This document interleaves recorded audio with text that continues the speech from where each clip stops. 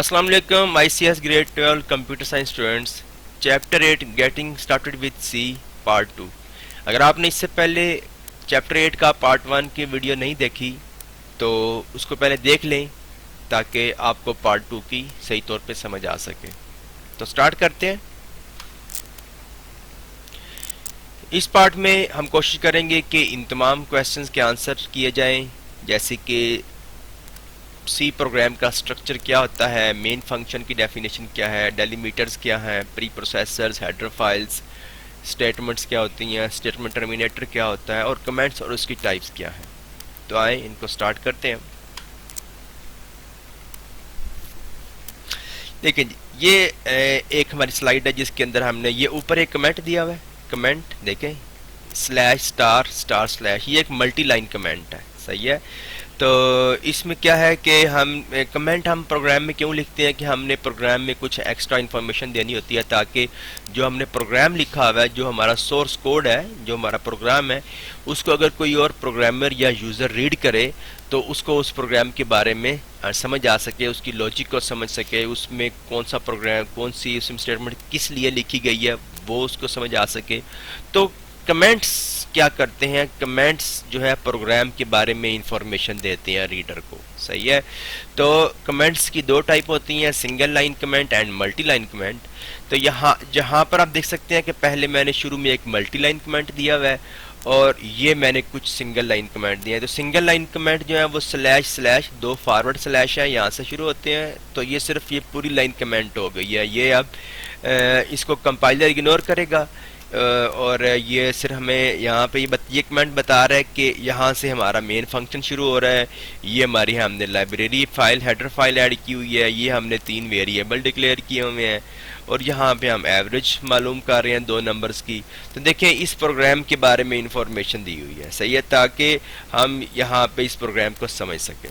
Okay, तो और यहाँ पे देखें ये हमने एक हेडर फाइल इंक्लूड की है और ये हैश इंक्लूड एक प्री प्रोसेसर डायरेक्टिव है, ठीक है।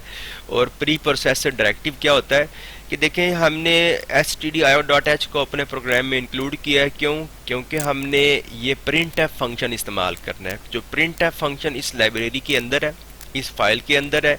तो अगर हमने printf फंक्शन को इस्तेमाल करना है तो ये हमें अंदर ऐड करनी पड़ेगी। कंपाइलर जब इस प्रोग्राम को कंपाइल करेगा तो जब वो printf फंक्शन की स्टेटमेंट का मशीन कोड बनाएगा तो वो इसका तो उसको समझ आ जाएगी, वो समझ जाएगा कि ये फंक्शन इस फाइल के अंदर है, ठीक है। अगर ये फाइल ऊपर इंक्लूड नहीं की हुई तो printf के फंक्शन पर एरर आ जाएगी, सही है। तो सिंपल वर्ड्स में हम देखें कि ये हैश इंक्लूड क्या चीज़ है। ये हैश इंक्लूड एक प्री प्रोसेसर डायरेक्टिव है, ठीक है। तो डिफाइन करें अगर कि प्री प्रोसेसर डायरेक्टिव की डेफिनेशन क्या है तो हम कह सकते हैं कि these are the instructions given to compiler. Okay, simple, आप सिर्फ एक लाइन में इसको डिफाइन कर सकते हैं कि what are preprocessor directives.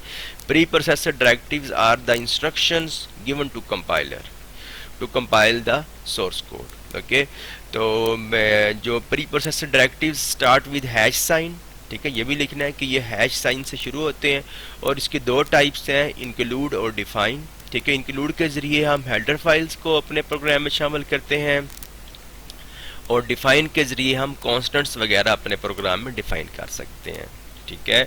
और उसके बाद हमारा ये यहाँ पे मेन फंक्शन है, इंट मेन, ये हमारा मेन फंक्शन है। मेन फंक्शन क्या होता है कि हम इसके बारे में कह सकते हैं कि main function is a part of every C program. हर सी के प्रोग्राम का पार्ट होता है मेन फंक्शन। कोई सी का प्रोग्राम ऐसा नहीं जिसमें मेन फंक्शन ना हो। अगर मेन फंक्शन नहीं होगा तो सी का प्रोग्राम एग्जीक्यूट नहीं होगा, सही है, वो नहीं चलेगा, क्योंकि प्रोग्राम की एग्जीक्यूशन हमेशा मेन फंक्शन से स्टार्ट होती है, सही है। तो ये हमारा एक इंट मेन है, ये हमारा मेन फंक्शन है। ये यहाँ से शुरू हो रहा है इस ब्रैकेट से और इस ब्रैकेट पे एंड हो रहा है। ये जो ब्रैकेट्स हैं इन्हें कहते हैं डेलीमीटर्स, ठीक है। देखें पीछे हमारा एक क्वेश्चन आया था कि ये देखें व्हाट आर डेलीमीटर्स, जो क्वेश्चन नंबर 3 है कि डेलीमीटर्स क्या होते हैं, सही है। तो डेलीमीटर्स क्या होते हैं, ये जो हमारी ब्रैकेट्स हैं जो कि मेन फंक्शन के स्टार्ट को और एंड को जो शो कर रही होती हैं, इनको कहते हैं डेलीमीटर्स, सही है। तो ये डेलीमीटर्स हैं और ये हमारे तीन वेरिएबल डिक्लेयर किए हैं, ये हमने उनकी एवरेज फाइंड की है, दो नंबर्स की ए और बी की डिवाइड बाई 2 किया है, और ये हमने एक प्रिंट एफ की स्टेटमेंट लिखी है। तो ये हमारा मेन फंक्शन सही है।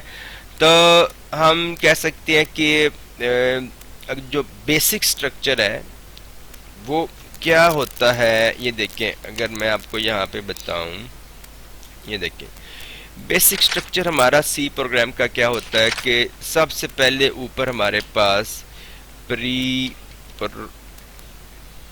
प्रोसेसर डायरेक्टिव्स होते हैं,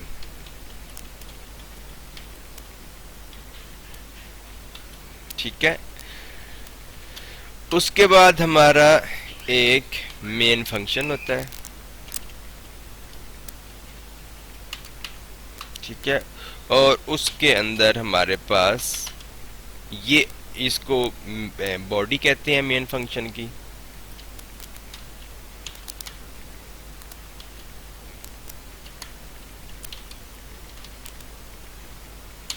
ठीक है। ये हमारी मेन फंक्शन की बॉडी है, और ये हमारा असल में बेसिक स्ट्रक्चर है सी के प्रोग्राम का। यानी कि दो चीज़ें आप समझ लें, ऊपर प्री प्रोसेसर डायरेक्टिव्स और नीचे मेन फंक्शन, और मेन फंक्शन के अंदर पूरा प्रोग्राम, उसकी जो स्टेटमेंट्स हैं, ठीक है, वो स्टेटमेंट्स होती हैं।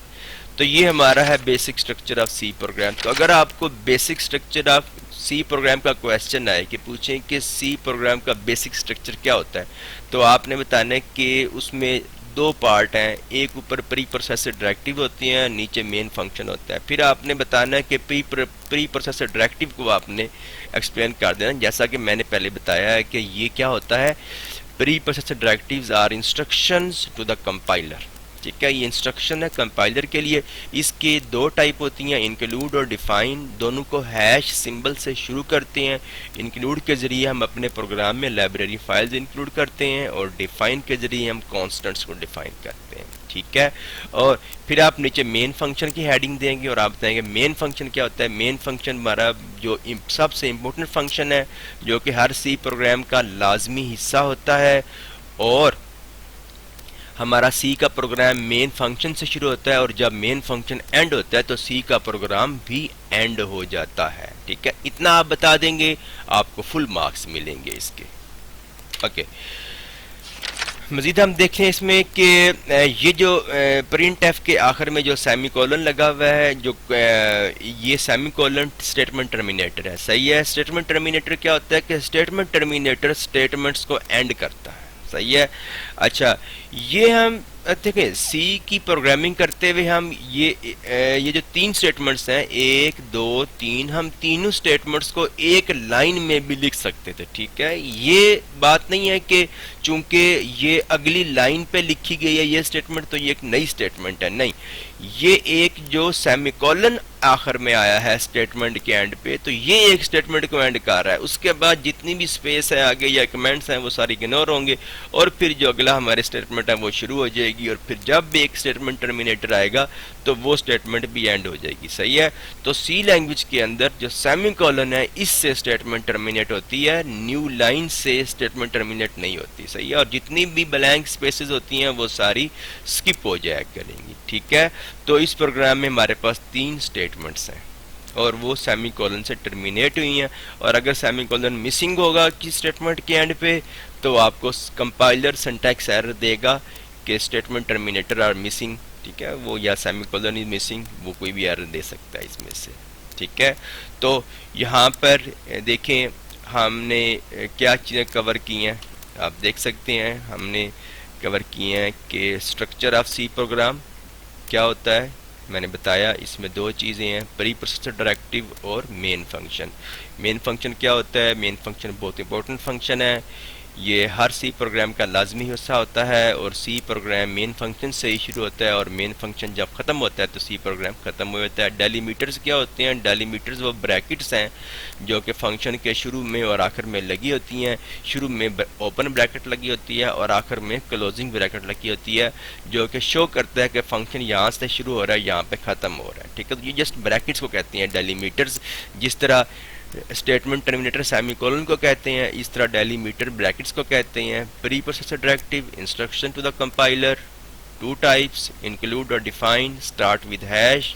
इंक्लूड के ज़रिए लाइब्रेरी फाइल्स इंक्लूड करते हैं और डिफाइन के ज़रिए कॉन्स्टेंट्स डिफाइन करते हैं। हेडर फाइल्स क्या होती हैं? हेडर फाइल्स वो फाइल्स होती हैं जो कि जिनमें बिल्ट इन फंक्शंस होते हैं और हम उन फंक्शंस को अपने प्रोग्राम में इस्तेमाल कर सकते हैं। सही है, तो हेडर फाइल्स के अंदर फंक्शंस होते हैं और उन फंक्शंस को अगर हमने अपने प्रोग्राम में इस्तेमाल करना है तो हमें वो हेडर फाइल्स इंक्लूड करनी पड़ती हैं। सी स्टेटमेंट क्या होती है? हर स्टेटमेंट सी लैंग्वेज की जो एवरी स्टेटमेंट है वो एक सी स्टेटमेंट है।